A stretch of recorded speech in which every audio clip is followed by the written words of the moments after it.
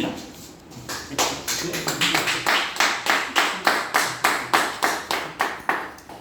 Toastmasters like this. Okay, just like the Toastmasters, the title of my speech today is Sophie. Sophie is a very good friend of mine. She's a goal-getter. She likes to get things done the proper way. Her favorite quote is, anything worth doing is worth doing well. I cannot count how many times I've heard her say that over and over again. She's a perfectionist. She's very organized. Well, on the other hand, I am total opposite. I just feel like everything would fall into place eventually. You don't necessarily have to, get yourself worked up over things that you really cannot control. So I just like to go with the flow, really. But for Sophie, I see her get worked up over situations that, in my opinion, I think that she really cannot control.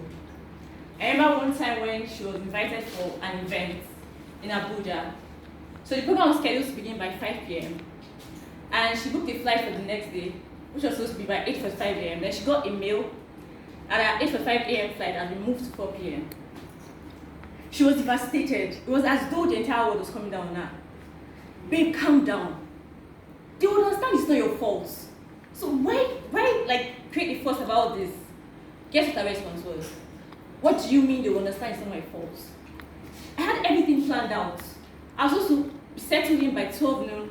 I had a meeting for 1 p.m. with Mr. A, and then she went on and on about how she always had to, plan her day.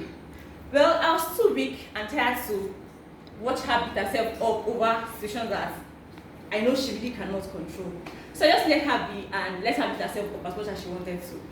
What a crazy way to live. Just go with the flow. Just let things play out the way they would.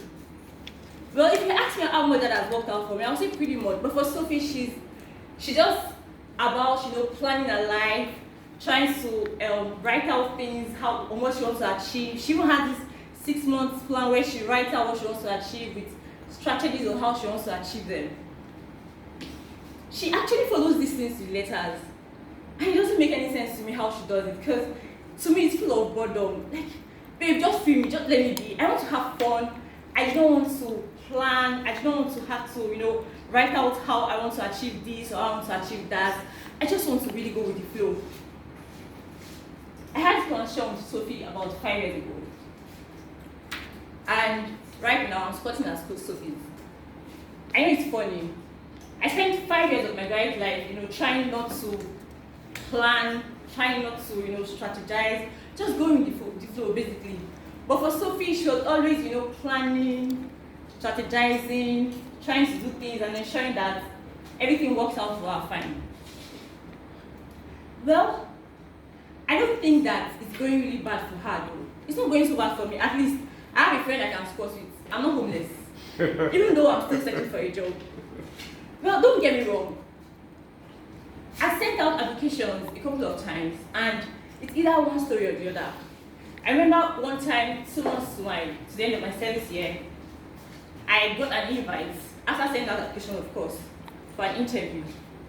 And after going through the vigorous interview process successfully, I was told I could not resume. When I asked why, I was told because I had not gotten my certificate of completion from NYC. And you guys had to make me go through this process without informing me that I needed the certificate to be able to resume for this job. It didn't make sense to me. So I'd wasted time, I'd wasted energy, and even my brain. So I just said to put a pause to the whole job sent thing. Because it didn't make any sense applying and then getting stories, one story or the other. So 2 months after, I'd gotten the certificate of completion. I applied again. I got another invite. This time, I was 1 hour, 23 minutes and 10 seconds late. I'm sure you're wondering how I know how many seconds. Well, the HR lady told me, and I was also surprised and shocked as to why anybody would be counting seconds. I understand if you say I'm 1 hour, 23 minutes late, so how do you know that I'm also 10 seconds late? So, well, she sent me home eventually though. And I went home gladly because, God forbid that I'll have to work with someone that will be counting seconds. I think it's really better.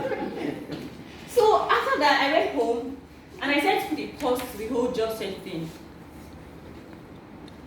Well, I'm now searching for a job. Because after NYC, Sophie got a job. And it's just 5 years later and she's been promoted with a car already.